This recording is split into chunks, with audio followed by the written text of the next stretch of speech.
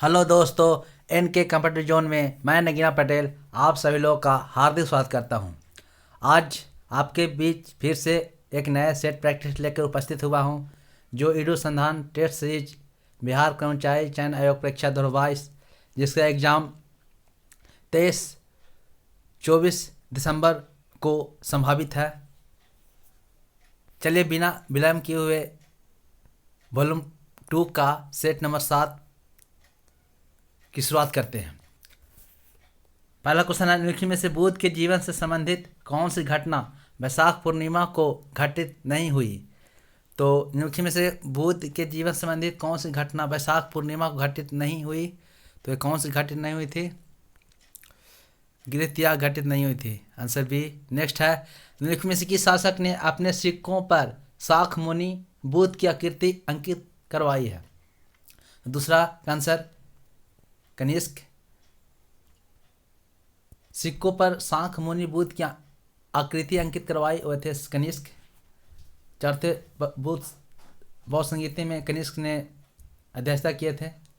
चौथी बौद्ध संगीति कश्मीर में हुआ था, ये भी याद रखें। क्वेश्चन तीसरा है, चंचनामा कहाँ का इतिहास की जानकारी का प्रसिद्ध स्रोत है? तो चंचनामा कहाँ के इतिहास की जानकारी का प्रसिद्ध स्रोत है? तो ये सिंध की जानकारी का, आंसर बी। नेक्स्ट है 4, निम्नलिखित में से कौन सी भारतीय दर्शन की अपेक्षा पाश्चात्य दर्शन से अधिक प्रभावित था? तो भारतीय दर्शन की अपेक्षा पाश्चात्य दर्शन से अधिक प्रभावित था वह थे राजा Ram Mohan Roy, answer D. Next है, निम्नलिखित में से कौन पानीपत के तृतीय युद्ध में समय पेशवा था? तो पानीपत के तृतीय युद्ध के समय पेशवा था, तो पेशवा था Balaji Bajirao, answer A. Balaji Bajirao, answer A. Sangam साहित्य किस भाषा में लिखा गया? तो संगम साहित्य किस भाषा में लिखा गया? वह भाषा थी तमिल, आंसर सी। संगम साहित्य किस भाषा में लिखा है? तमिल भाषा में। नेक्स्ट है, शेरशाह सूरी के बारे में कौन सा कथन सही है? तो शेरशाह सूरी के बारे में कौन सा कथन सही है? तो पहला कथन है, उसने चौसा की लड़ाई और कन्नौज की लड़ाई में मुगल सम्राट बाबर को 2 बार हराकर दिल्ली पर कब्जा कर लिया। दूसरा कथन है, इन्होंने रुपया नामक एक मानकीकृत चांदी का सिक्का जारी किया। कथन 3 है, अकबर की प्रशासनिक व्यवस्था और कराधान काफ़ी हद तक शेरशाह द्वारा स्थापित व्यवस्था पर आधारित थी। चौथा कथन है, शेरशाह ने अकबर के साथ एक संधि की थी। तो इसमें कौन सा कथन सही है? तो आंसर सी, 2 और 3 कथन सही है। 2 और 3 क्या है देख लेते हैं। तीसरा, अकबर की प्रशासनिक व्यवस्था और कराधान काफ़ी हद तक शेरशाह द्वारा स्थापित व्यवस्था पर आधारित था, एक कथन सही है। और दूसरा कथन है, इन्होंने रुपया नामक एक मानकीकृत चांदी का सिक्का जारी किया था। तो आंसर इसका हो जाएगा 2 और 3। नेक्स्ट है, निम्नलिखित में से किसने दाग और चेहरा घोड़े के दागने और सैनिकों के हुलिया लिखने की प्रथा को आरंभ किया था? यही क्वेश्चन है। तो एक ये थे अलाउद्दीन खिलजी, आंसर सी।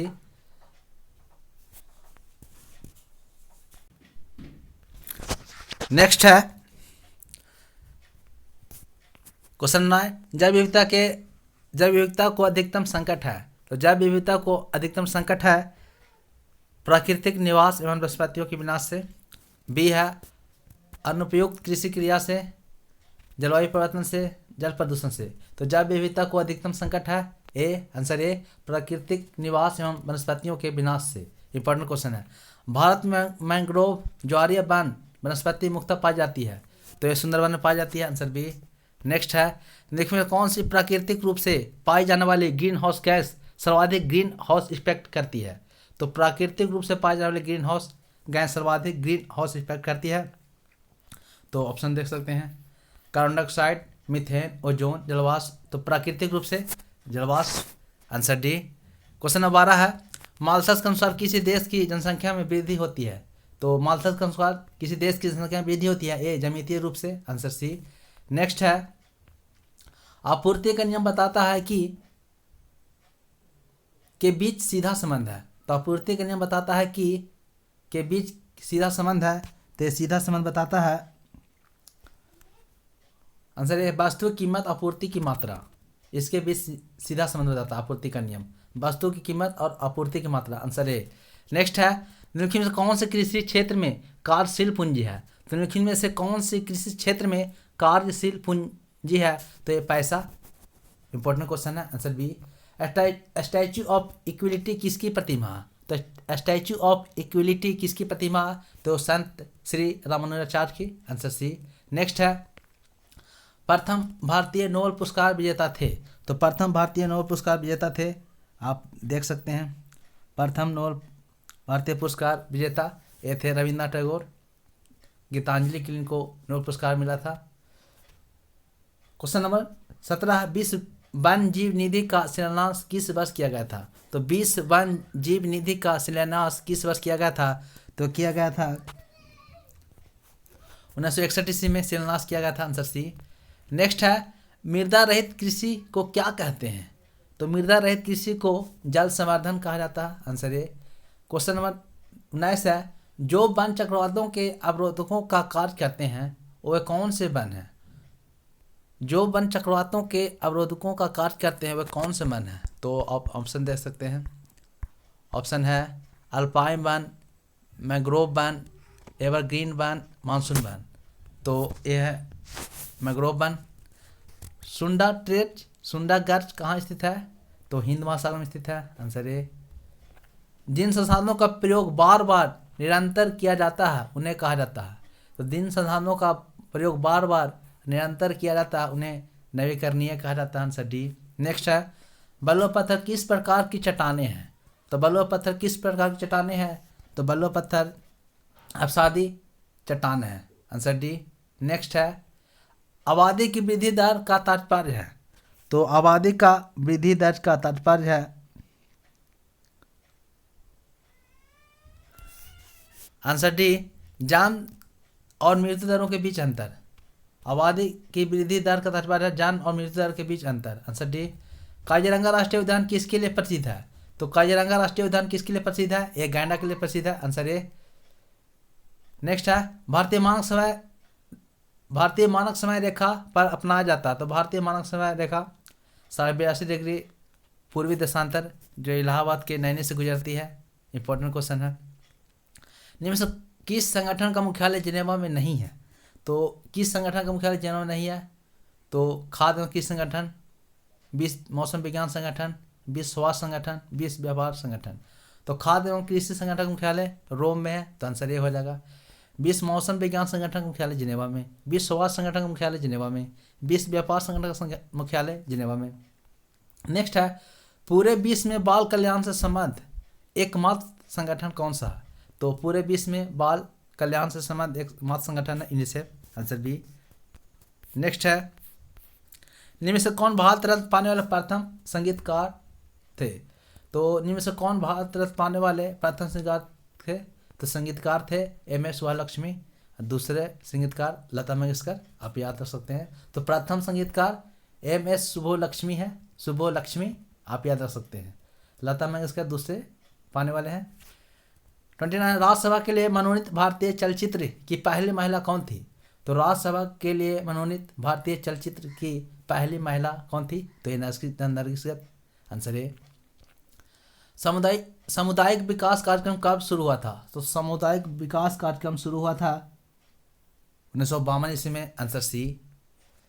किसे दक्षिण भारत का मैनचेस्टर कहा जाता है? तो कोयम्बटूर को, उत्तर भारत का मैनचेस्टर कानपुर को, भारत का मैनचेस्टर अहमदाबाद को, दक्षिण भारत का मैनचेस्टर कोयम्बटूर को याद रख सकते हैं। भारतीय वन सर्वेक्षण किस मंत्रालय के अधीन है? तो भारतीय वन सर्वेक्षण किस मंत्रालय के अधीन है? तो ये है आंसर बी, पर्यावरण और वन के मंत्रालय के अधीन है। भारतीय वन सर्वेक्षण पर्यावरण और वन मंत्रालय, ये इंपॉर्टेंट क्वेश्चन है।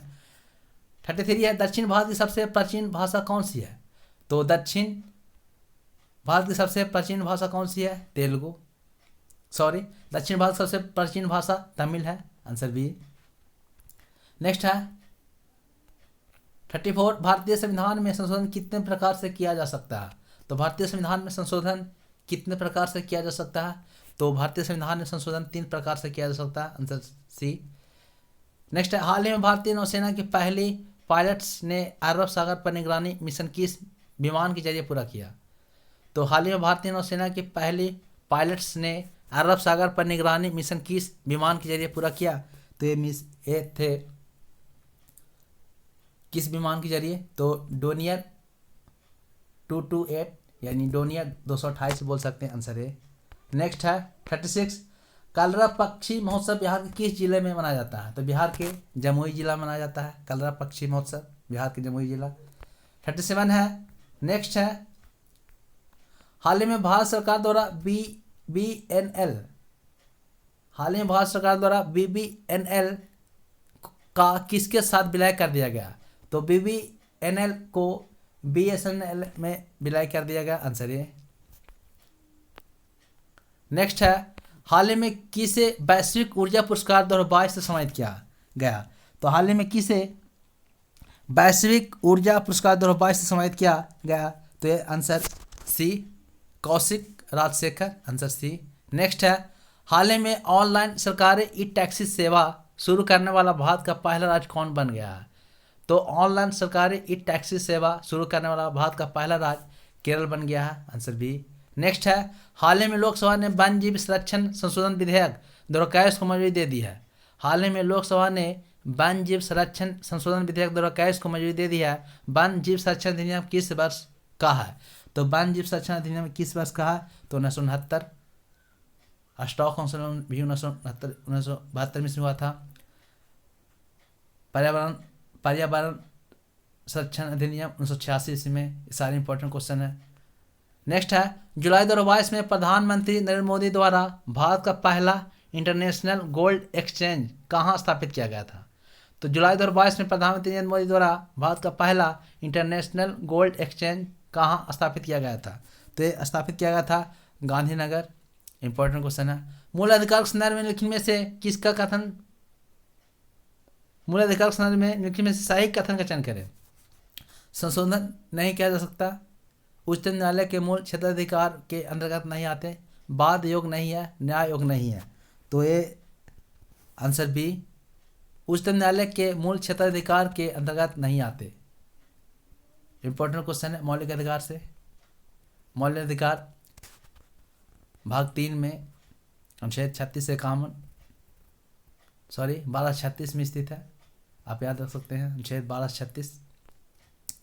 नेक्स्ट है, शिक्षा के अधिकार को किस संविधान संशोधन द्वारा मूल अधिकार घोषित किया गया था? तो शिक्षा के अधिकार को किस संविधान संशोधन द्वारा मूल अधिकार घोषित किया गया था? तो 86वां संविधान संशोधन 2002 ईस्वी में।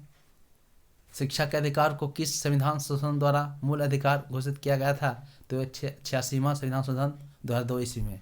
नेक्स्ट है 44, यदि कोई अधिकारी अपने कर्तव्य का सही निर्वहन नहीं करता तो उसके खिलाफ रिट जारी किया जाएगा। तो यदि कोई अधिकारी अपने कर्तव्यों का सही निर्वहन नहीं करता तो उसके खिलाफ रिट जारी किया जा सकता है। वो कौन सा रिट कहलाता है? तो वह कहलाता है परमादेश, आंसर बी। नेक्स्ट है, राष्ट्रपति की नियुक्ति अवैध होने की दशा में उनके द्वारा पूर्व में लिए गए निर्णय, राष्ट्रपति की नियुक्ति अवैध होने की दशा में उनके द्वारा पूर्व में लिए गए निर्णय वैध रहेंगे, आंसर है। इंपॉर्टेंट क्वेश्चन है। 46 है, मंत्रिपरिषद सामूहिक रूप से किसके प्रति उत्तरदायी होती है? तो मंत्रिपरिषद सामूहिक रूप से किसके प्रति उत्तरदायी होते हैं? तो सामूहिक रूप से लोकसभा के अध्यक्ष के रूप में होती है और व्यक्तिगत रूप से राष्ट्रपति के प्रति उत्तरदायी होती है। सामूहिक रूप से किसके प्रति? तो लोकसभा अध्यक्ष के प्रति उत्तरदायी होती है और व्यक्तिगत रूप से राष्ट्रपति के प्रति उत्तरदायी होती है। इंपॉर्टेंट क्वेश्चन है। 47, भारत के नियंत्रक और महालेखा परीक्षक द्वारा दिए गए रिपोर्ट पर विचार विमर्श पश्चात लोक लेखा समिति अपनी रिपोर्ट किसे सौंपती है?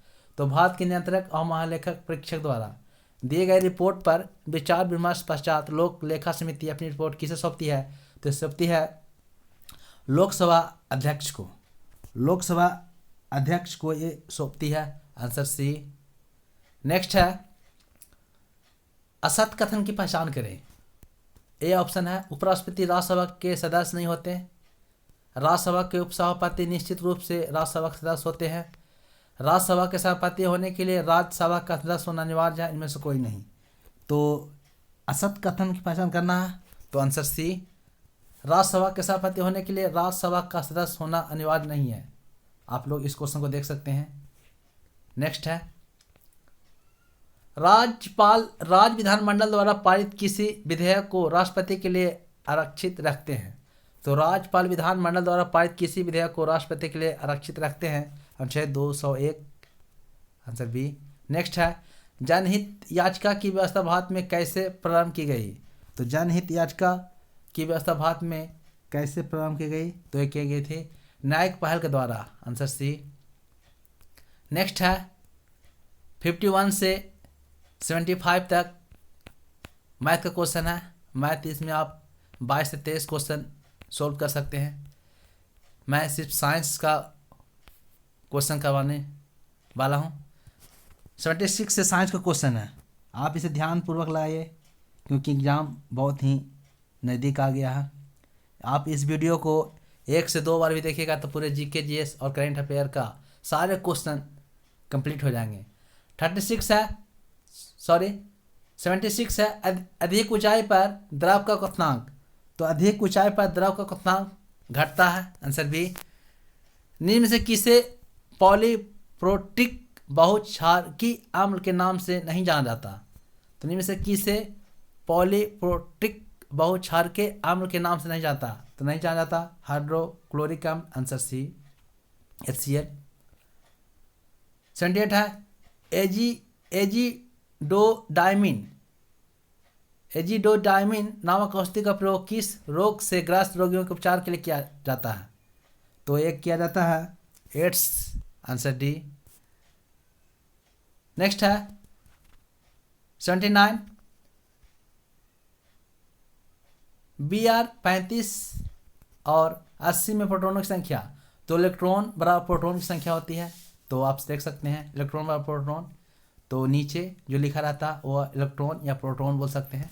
तो इसमें प्रोटॉनों की संख्या इलेक्ट्रॉनों की संख्या दोनों बराबर होती है, तो 35 हो जाएगा। न्यूट्रॉनों की संख्या आप द्रव्यमान संख्या माइनस इलेक्ट्रॉन या प्रोटॉन संख्या को घटा सकते हैं, तो न्यूट्रॉन की संख्या निकलेगा। आप इसे भी ध्यान रखिए। ताप बढ़ने पर श्यानता पर क्या प्रभाव पड़ता है। तो ताप बढ़ने पर श्यानता पर क्या प्रभाव पड़ता है, यह कम हो जाता है। Answer A. नेक्स्ट है, थर्मस फ्लाक्स निम्न से किस प्रकार के निकाय का उदाहरण है। तो थर्मस फ्लाक्स किस प्रकार के निकाय का उदाहरण है, तो यह है खुला निकाय, बंद निकाय, आइसोलेटेड निकाय, निर्वात निकाय। तो थर्मोफ्लाक्स है आइसोलेटेड निकाय। Answer C. 82 है, सूची 1 को सूची 2 से लिख कीजिए। सूची 1 सूची 2। ऑक्सीकरण किसी स्पेसीज द्वारा इलेक्ट्रॉन की प्रति अपचयन, इलेक्ट्रॉन दाता अभिकारक। ऑक्सीकारक किसी स्पेसीज द्वारा इलेक्ट्रॉन का निष्कासन, अपचायक इलेक्ट्रॉन ग्राही अभिकारक। तो इसका आंसर डी आप देख सकते हैं, डी में यानी किसी स्पेसीज द्वारा इलेक्ट्रॉन का निष्कासन ऑक्सीकरण 3 का 1।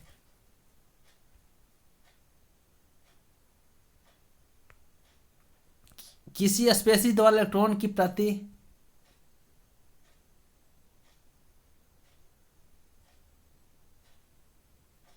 अपचयन, इलेक्ट्रॉन ग्राही अभिकारक, ऑक्सीकारक, इलेक्ट्रॉन दाता अभिकारक, अपचायक। Answer D. नेक्स्ट है, निम्न से कौन सा तत्व आवर्त सारणी के पहले वर्ग में नहीं आएगा। तो निम्न से कौन सा तत्व आवर्त सारणी के पहले वर्ग में नहीं आएगा, तो ये नहीं आएगा calcium. Answer A. Sodium, potassium, francium ये आएगा, कैल्शियम नहीं आएगा। वायुविधानी की चाल संबंधित निम्न से कौन सा विकल्प सत्य है। तो वायुविधानी की चाल में कौन सा विकल्प सत्य है, तो ये दाब पर निर्भर करती है या दाब पर निर्भर नहीं करती है, या आर्द्रता के साथ बढ़ जाती है, ये सही है। Answer B. या ताप के साथ घट जाती है, नहीं ताप के साथ बढ़ जाती है, उपरोक्त सभी कथन सत्य है। या आर्द्रता के साथ बढ़ जाती है, सिर्फ यही कथन विकल्प सही था। Answer B. 85 है आदर्श गैसों के किसी मिश्रण का कुल दाब मिश्रण में विद्यमान गैस के आंशिक दाबों के योग के बराबर होता है। यह नियम है डाल्टन का नियम। Answer A. आदर्श गैसों के किसी विलयन का कुल दाब मिश्रण में विद्यमान गैसों के आंशिक दाबों के योग के बराबर होता है। यह डाल्टन का नियम है। नेक्स्ट है 86 निम्न से कौन सी भौतिक राशि संरक्षित नहीं है? तो गुरुत्वाकर्षण बल संरक्षित नहीं है, असंरक्षित बल है गुरुत्वाकर्षण बल। Important question answer C. निम्न से कौन सा मात्रक सीजीएस प्रणाली में है? तो निम्न से तो ऑप्शन देख सकते हैं मीटर प्रति सेकंड स्क्वायर, वाइज, न्यूटन, मोल सब एमकेएस प्रणाली में ऐसा ही मात्रक है, लेकिन वाइज जो सीजीएस मात्रक है। Answer B. नेक्स्ट है विस्थापन का परिमाण। तो विस्थापन का परिमाण आंसर बी। गति की किसी अवधि के लिए शून्य भी हो सकता है अथवा शून्य नहीं भी हो सकता है। विस्थापन का परिमाण गति किसी अवधि के लिए शून्य भी हो सकता है अथवा शून्य नहीं भी हो सकती है। ए क्वेश्चन आंसर बी हो जाएगा। 89 है प्रकाश और ध्वनि में अंतर निम्न से किसके कारण होता है? तो प्रकाश और ध्वनि में अंतर निम्न से किसके कारण होता है? तो ये कारण होता है ध्रुवीकरण, क्योंकि प्रकाश में ध्रुवीकरण होता है और ध्वनि में ध्रुवीकरण नहीं होता। इंपॉर्टेंट क्वेश्चन है विद्युत रेखा से ध्रुव की ओर जाने में स्मॉल जी का मान पर क्या प्रभाव पड़ता है? तो विषुवत रेखा ध्रुव की ओर जा रहे तो स्मॉल जी का मान बढ़ता है और ध्रुव से विषुवत रेखा पर जाएंगे तो स्मॉल जी का मान घटता है। तो विषुवत रेखा ध्रुव की ओर जा रहे हैं तो स्मॉल जी का मान बढ़ता है। Answer B. गाड़ी में ब्रेक लगने पर किस कारण यात्री आगे की ओर झुकता है? तो गाड़ी में ब्रेक लगने पर किस कारण यात्री आगे की ओर झुकता है? तो झुकता है जड़त्व के कारण। जड़त्व का नियम गैलीलियो से संबंधित है। 92 है एक मनुष्य 1 मीटर से कम दूरी की वस्तु को स्पष्ट देख सकता है, वह व्यक्ति किस दृष्टि दोष से पीड़ित है? तो जो दिखता है वही दोष होता है, तो कम दूरी वाला तो निकट दृष्टि दोष। इसका उपचार अवतल लेंस से किया जाता है। दूर दृष्टि का उपचार उत्तल लेंस से किया जाता है। निकट दृष्टि दोष का इंग्लिश नाम है मेट्रोपिया, दूर दृष्टि दोष का इंग्लिश नाम है हाइड्रोमेट्रोपिया, ये भी याद रखें। 93 है पेयजल में निम्न से किसकी अधिकता के कारण ब्लू बेबी सिंड्रोम होता है? तो नाइट्रेट की अधिकता के कारण ब्लू बेबी सिंड्रोम होता है। Answer D. नेक्स्ट है नारियल किस कुल का पेड़ है? तो नारियल किस कुल का पेड़ है? तो ये पालमी का है। Answer B. एटीपी क्या है? तो एटीपी ऊर्जा की इकाई है। इंपॉर्टेंट क्वेश्चन है। विषाणु क्या है? तो विषाणु एक अकोष्कीय है। इंपॉर्टेंट क्वेश्चन है। विषाणु क्या है? अकोष्कीय है, अकोष्कीय है। बी। फ्लोएम से खाद्य पदार्थों का परिवहन पौधों में किस दिशा में होता है? तो फ्लोएम से खाद्य पदार्थों का परिवहन खाद्य पदार्थों का परिवहन तो हो जाता है तो ऊपर नीचे दोनों की ओर होता है। Answer C. 98 है निम्न से कौन सा पादप हार्मोन है? तो निम्नलिखित में से कौन सा पादप हार्मोन है? तो साइटोकाइनिन एक पादप हार्मोन है। Answer D. 99 है अलैंगिक जनन मुकुलन द्वारा होता है। तो अलैंगिक जनन मुकुलन द्वारा होता है, ये होता है ईस्ट द्वारा। Answer B. और आज का 100वां क्वेश्चन है निम्नलिखित में से कौन सी बैक्टीरिया के कारण हैजा रोग होता है? तो निम्नलिखित में से कौन सी बैक्टीरिया के कारण हैजा रोग होता है? तो होता है वेब्रियो कॉलेरी। Answer B. दोस्तों ये वीडियो आप लोगों को कैसा लगा? आशा करता हूँ कि ये वीडियो आप लोगों को बहुत अच्छा लगा होगा। अच्छा लगा हो तो मेरे मेहनत के अनुसार एक लाइक और एक सब्सक्राइब करना भूलें और किसी एक ग्रुप में शेयर करना भूलें। Thank you. जय हिंद, जय Bharat. Thank you for watching. जय हिंद।